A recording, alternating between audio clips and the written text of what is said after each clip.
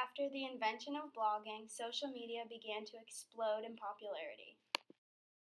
Sites like MySpace and LinkedIn gained prominence in the early 2000s. YouTube came out in 2005, creating an entirely new way for people to communicate and share with each other across distances. By 2006, Facebook and Twitter both became available to users throughout the world. These sites remain some of the most popular social networks on the internet.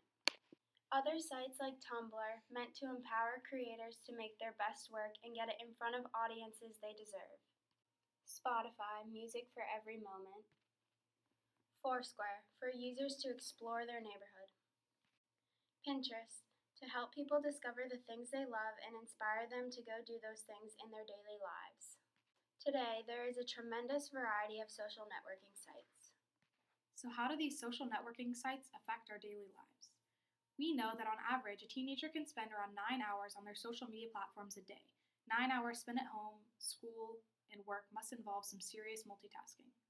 A 2009 study by Stanford University published cognitive control in media multitaskers, using experiments to compare heavy media multitaskers to light media multitaskers in terms of their cognitive control and ability to process information.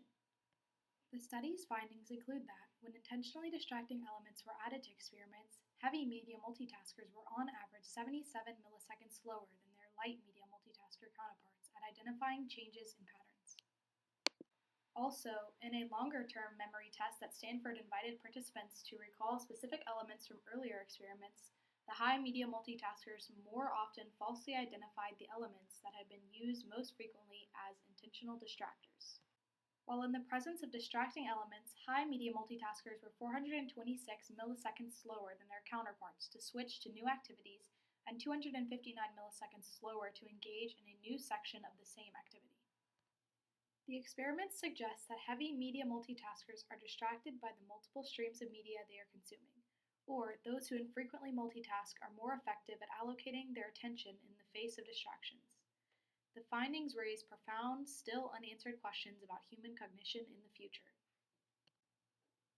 As much as we would all like to think our social media platforms are not distracting us from an hour and 15-minute long lecture, they probably are. See what some students told us about their social media habits. How many hours a day do you think you spend on social media? I probably spend like an hour or two on social media every day. Do you think you're good at multitasking? I don't think I'm good at multitasking because I get distracted really easily. How many hours a day do you spend on social media? You said I would probably say like a half an hour, but to be honest, probably at least an hour and a half, like including like multitasking with it and stuff, more if it's like a Saturday afternoon. When do you think you multitask the most? Probably when I'm driving.